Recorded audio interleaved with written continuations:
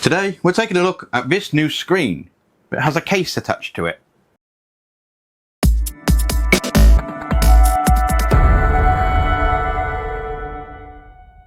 Hello folks and welcome back to Gadget Joe, and today we have another case with a screen implemented within. It's a trend that seems to be becoming all the more popular lately. This time round it's an offering by Lian Li.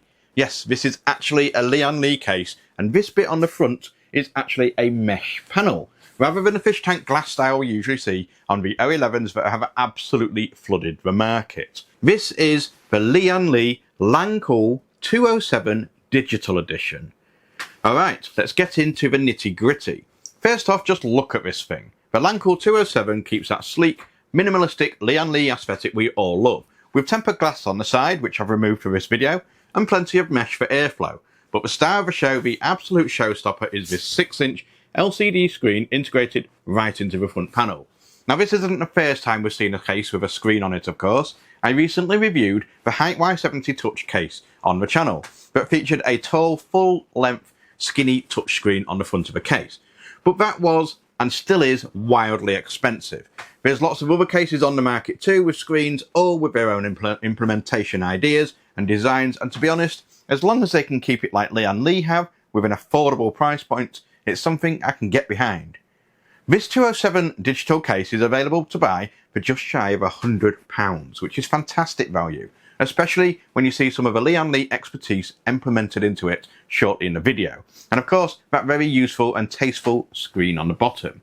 This isn't just some gimmick either. This is a vibrant 720 by 1600 resolution, 60Hz display that gives you real-time access to crucial system information. We're talking CPU temperatures, GPU clock speed, fan RPMs, RAM usage, all right there at a glance. No more tabbing out of your game or opening monitoring software. It's truly next level convenience. And the best part, it's fully customizable through Lian Li's Connect-free software. You can change what info is displayed, organize it how you like, or even, and this is where it gets really cool, upload your own custom images or GIFs. Want your favorite anime character staring out from your PC, or maybe a live wallpaper of your cat? Or want to watch your favourite bald YouTuber with a giant red beard on it?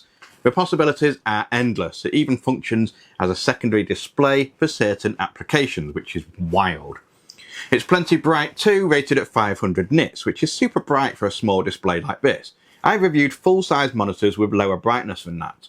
It isn't touchscreen, however, which might come as a disappointment to some, but for me, I don't think it really makes that much of a difference. Touchscreen displays are great until you're having to clean them every 2 minutes of grubby fingerprints. Now, an attractive case is one thing, but an attractive case that makes you want to tear your hair out during the build, no pun intended, no thanks. And this is where the Lancool 207 truly shines. Lian Li has packed this case with features that make the building experience an absolute dream. A lot of companies are starting to implement lots of subtle design differences that make building just that little bit easier, and the Lancool 207 has lots of them. One of the biggest instances of that is the slightly recessed motherboard tray. Again, not something new, but they've really done it right here. The motherboard sits ever so slightly back from the rest of the tray, meaning that connectors for USB, fans, RGB and more can be installed without needing to have to bend the cables back. Having it sat back kind of gives the motherboard more of an integrated look to the case, like it's part of it. That's always been there, and that makes it really nice to cable up in. Speaking of cables, they've really gone out on the design of the cable management too. There's a huge amount of space to hide your cables. Just ignore the rat's nest that my build has got here because I haven't got around to tidying it up yet. But I purposely left it like this for the video because the reality is most people will likely end up with it looking like this. There's a reason the back panels are always completely blanked off after all. With that said, there are cable routes all along that are very generous in space. It's a nice deep chamber with included Velcro tie-down straps to pull everything into place. Some of you might have noticed something by now too, and that is that the PSU seems to be in the wrong place, which is technically correct, but I think it's in the right place. This is another one of Lian Li's interesting little adaptations. The PSU is usually situated at the rear of the case, and on this case, the 207, it sits right at the front of the case, which begs the question, how do I plug it in? The PSU sits at the front of the case in this shroud but at a 90-degree angle, meaning the cables are facing outwards of the rear, which is ingenious. It makes building and adding or removing cables from a modular power supply infinitely easier. On the front side, behind this removable mesh grille, you will see an IEC power adapter that plugs into the PSU and then routes along the top of the shroud to a port at the rear of the case. Pop the cover back on and it's all hidden away nicely. The rest of the shroud also has two removable drive trays included, allowing for either two 3.5 or two 2.5 inch drives, or a combination of either like we see here. There's still plenty of room for shoving more cables in there too, which is nice. However, don't put too many cables in there as it can obstruct the extra airflow gifted to this system by the two pre-installed 120mm fans that are seamlessly integrated into the shroud lid. They're so well blended in that you could easily miss them altogether, but they are a fantastic addition and will hugely assist in keeping your system and primarily your GPU cool and avoid any potential thermal throttling issues. They're not just generic low performance fans either, they spin up to 1950 RPM, so they've got enough power to really move some air around. Speaking of installed fans, we have a further two on the front. These are 140mm fans this time round and once again are seamlessly integrated into the design of a case. These also move a significant amount of air and spin up to 1800 RPM. What's more is they're both nice and quiet too. The system is on right next to me now and you can barely hear a hum. This system allows for 207 to draw in from both the sides, at the bottom and from the front panel, and then push up the warmer air out of the case to the top. There is space for more fans and radiators too. You can add up to 3 120 or 2 140mm fans at the top and up to a 360 or 280mm radiator. There's space for a 120mm fan at the rear, and the front has space for two 140mm fans that are already included. They don't technically state support for a front mounted radiator, but personally I reckon there's enough room there to get one in there if you really wanted to have one in there. There's loads of room inside the case thanks to that recessed motherboard tray and recessed bottom shroud, which means that in this relatively small case you can fit even the biggest components in. There's space for CPU coolers up to 180mm in height and GPU allowances of up to 375mm. This system right here features the gargantuan RTX 5070 Ti pallet card and it has room to spare at the front.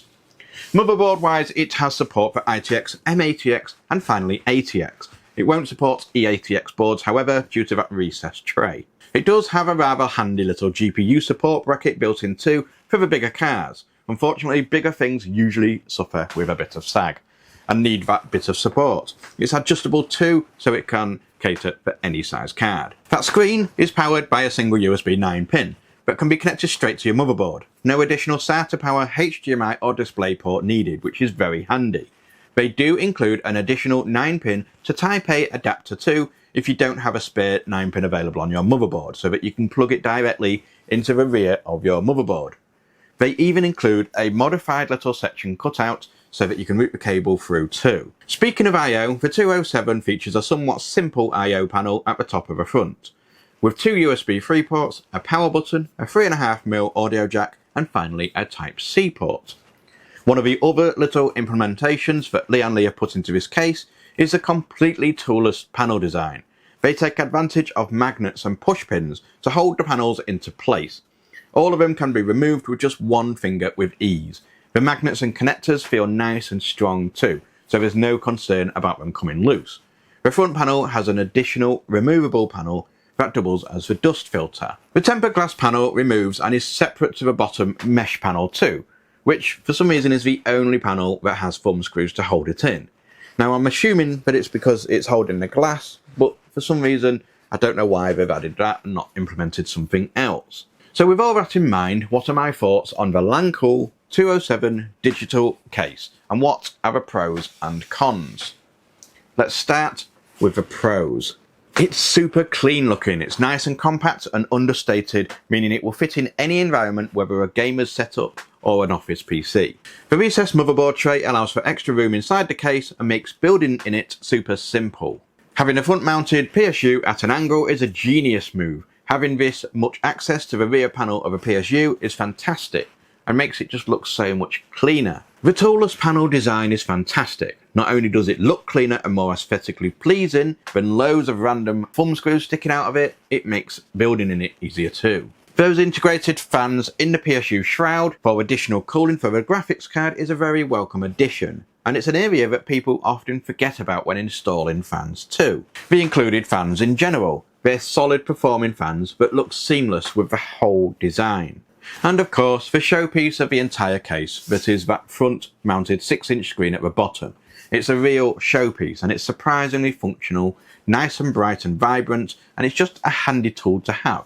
And it'll also add wow points to your mates on your gaming setup too. Ultimately, the biggest pro of this is the price point. Being able to get all of this with those included pre-installed fans and the 6-inch screen for less than £100 is phenomenal value. Combine that with the fantastic build quality and useful implementations that Lian Li have put into it, make it incredibly good value.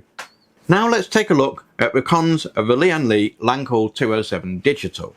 This list is a little bit sparse, as the only real negative thing about the case, in my honest opinion, is these two little thumb screws used to hold that bottom grille panel in place. I guess the argument would be that it holds up the tempered glass panel, so it needs that additional bit of support, which is understandable, but I just wish they had found a way to implement it a little bit better, as those two screws completely throw off the clean edges and design of the case. But with that in mind, having two thumb screws as the only negative of the entire product is a very good result.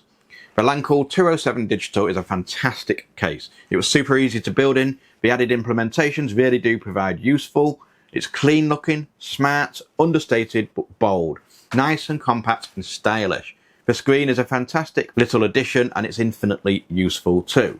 You can even source and buy an additional bracket to vertically mount your GPU in if you wish to do so. In fact, with the addition of those two shroud mounted fans, it would mean that what would traditionally be a restricted airflow thanks to the glass panel would be a non-issue, allowing your GPU to breathe and function properly without any thermal throttling that most people with vertical GPUs often experience in glass panelled cases. For a consumer, it's a very, very strong option to go for, especially for that low price point. It's an easy case to build in, looks fantastic and has the wow factor too. Unfortunately, it doesn't come in any other colours, so if you've got a white setup, you might probably want to skip past this one. As for a reviewer standpoint or a PC builder standpoint, it's a brilliant case. I've reviewed literally hundreds of cases and built in hundreds of cases, and this one with the added touches implemented make it super fast and simple to build in. For stores and system integrators, it's an easy way to add that extra bit of appeal to your builds and really draw some extra attention to it too. And that pretty much wraps up my review of a Lian Li Lancool 207 Digital. Lian Li have always been a company that like to do things right and push the boat out a little bit. They have some of the best selling cases on the market, and this one should do just as well too. As always, I will leave a link down below in the description for you to check it out.